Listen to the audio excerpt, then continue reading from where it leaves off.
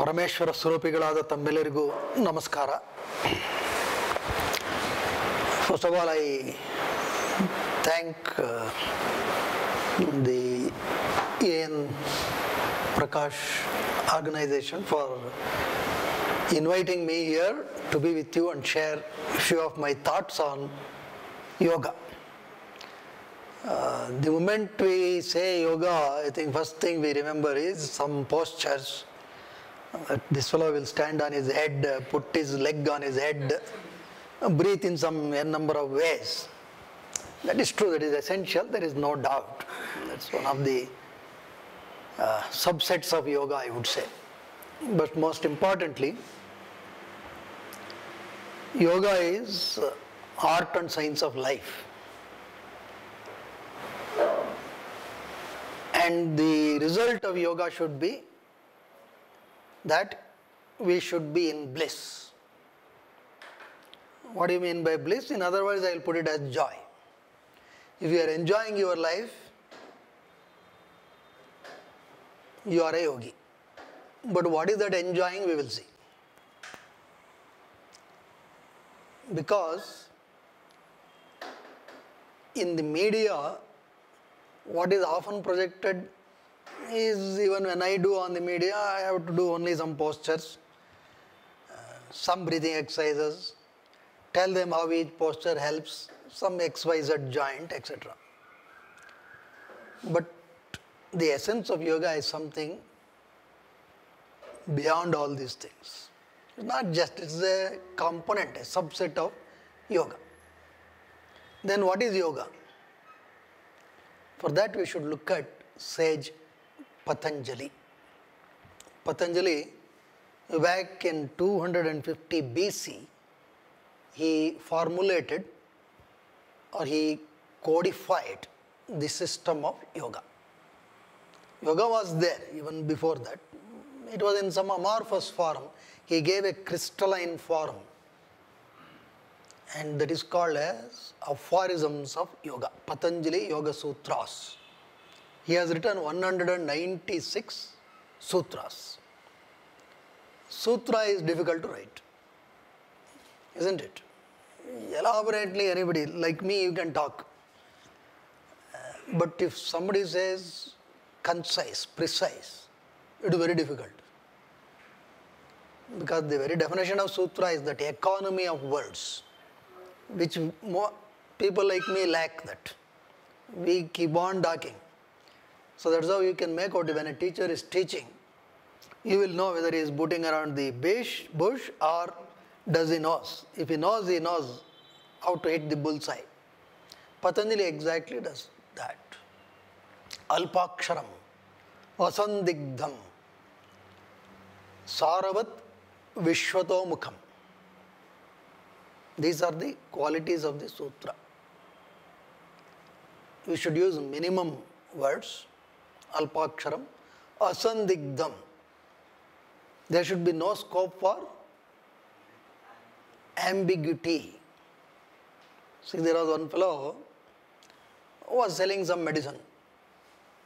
On that bold letter it was printed.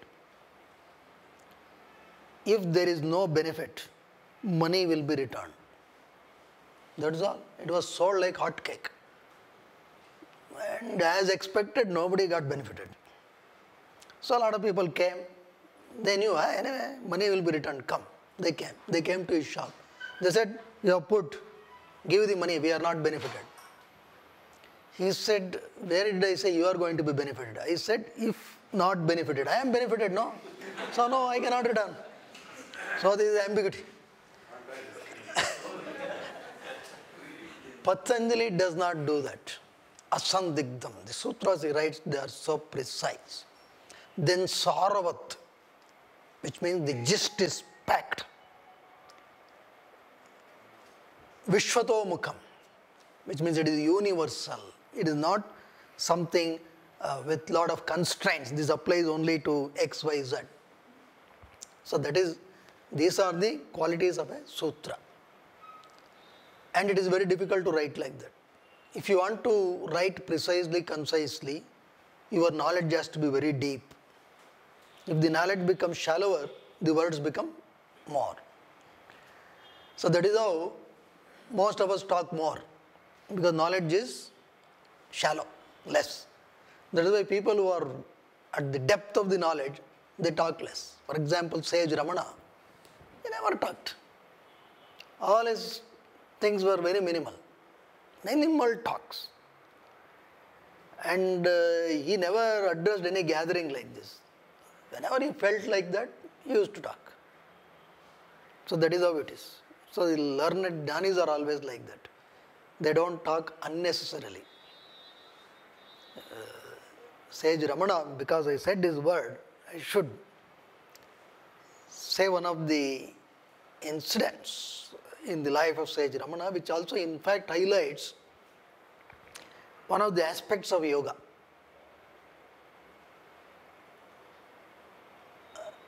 The aspect of humility.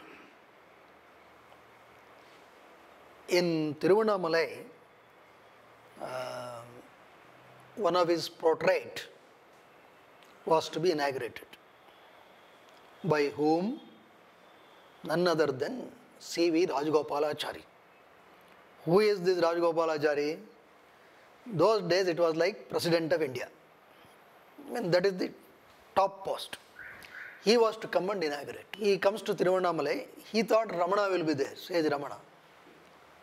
He came to the function and they said, Sage Ramana has not come. How come his portrait, he is not there? How is it possible?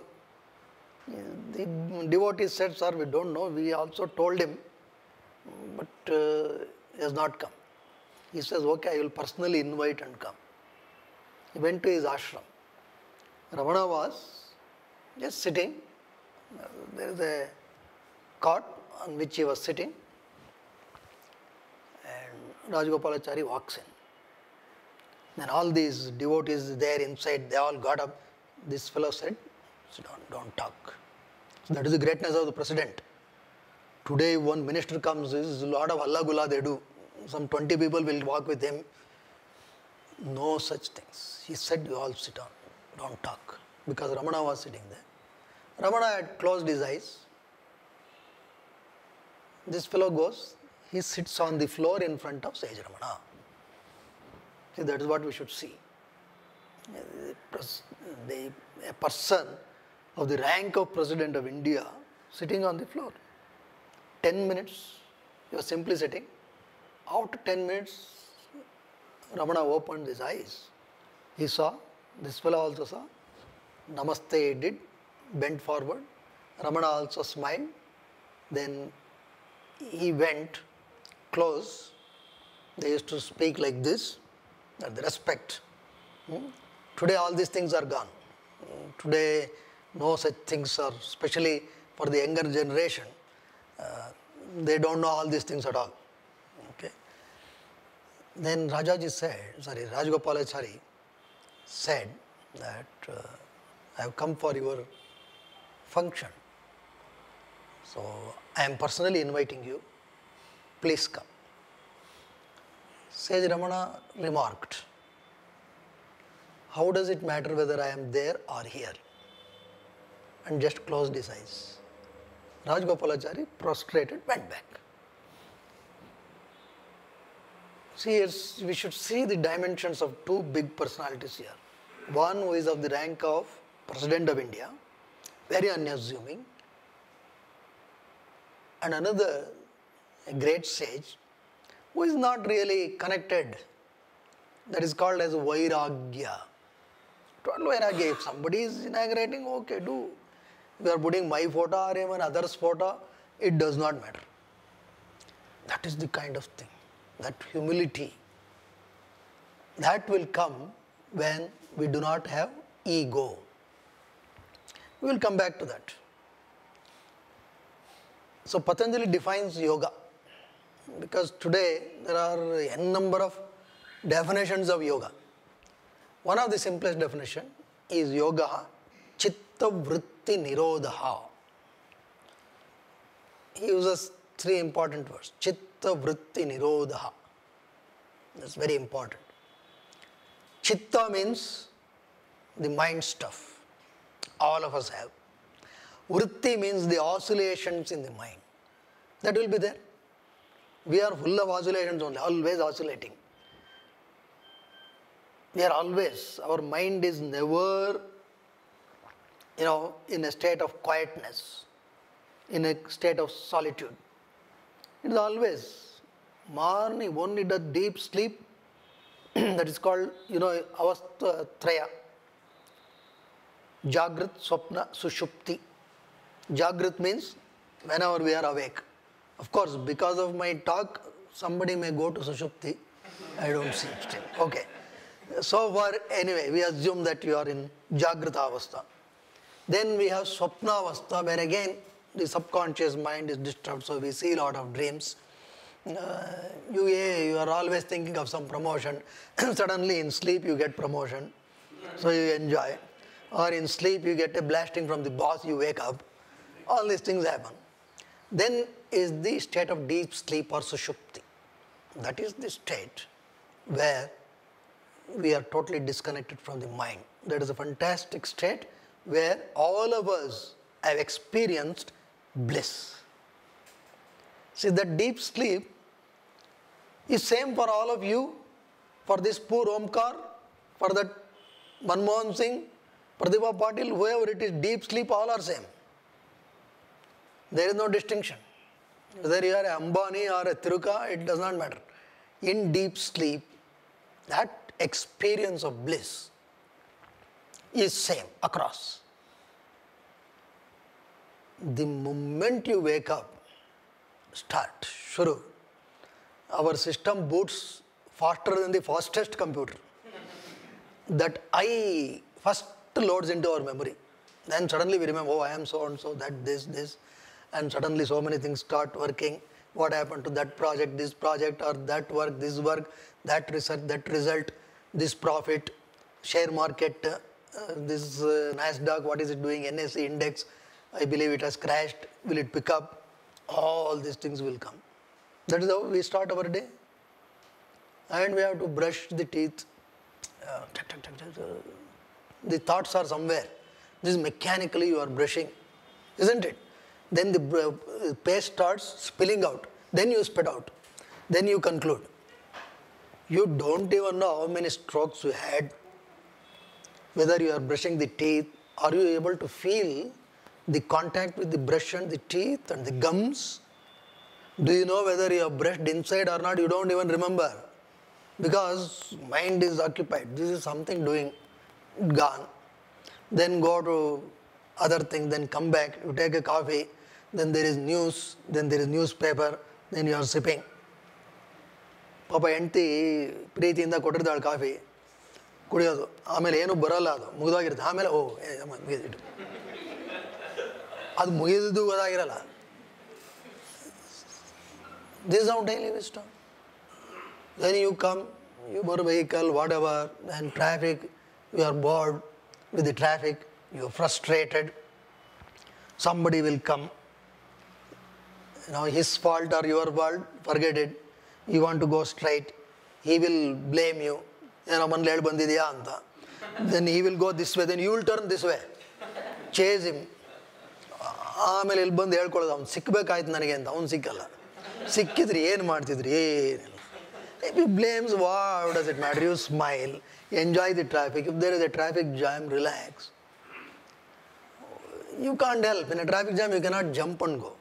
You see, I enjoy these traffic jams when they are there. People will suddenly get up from the seat, honking, holding this tight, peeping outside. What can you do? If it is stopped, it is stopped. It is not under your control. So enjoy, sit down and enjoy, listen to some music, develop some such things. Where will you get time? At home, you can't listen to whatever you want. Isn't it? It is a terrible thing, so it is a blessing. So sometimes when I am listening to some good things, I always feel, why the signal should have been there for some more time. Why did it go? Anyway, this I am saying in the lighter vein, but this is how life has to be looked at. So when you brush your teeth, look at this. This is important. When you take a bath, come on, go with it. Feel the water flowing.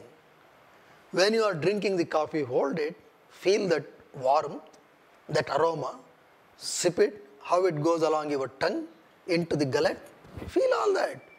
If you miss these small joys, you are gone. What else will you do? Because these are essential to develop awareness. To be aware is yoga. Now, the other aspect, even when eating, kalskoladu, put it, you are busy, gulp it, and you want to watch some program, some crime story, some breaking story, something, and you are gulping. You are always looking like this, talking to so many people, and mobile like this. Huh? All these things will happen. Then nothing, you will not get anything, then you realize, oh, it is over. It does not help. Where have you enjoyed life? You have never enjoyed life. What is the use? That is why now connect to Sushupti. Sushupti is the only time when you have enjoyed life, when you have experienced that bliss. But unfortunately, that is not a conscious experience. You remember after you wake up, oh, I slept very well. But you have not consciously experienced that bliss. To consciously experience that bliss is the purpose of yoga. For that, you must cultivate this awareness. You must cultivate being joy, being happy with everything. But we don't do that in life, isn't it? We keep on postponing this happiness. You talk to anybody, first they will say, I want to join to, this kind of a school or college, then I will be happy. They will go on, SSLC, PUC, then engineering or medicine. If I get that college, this course, then I will be happy. Then this kind of a job, that kind of a job, then I will be happy. It won't be over.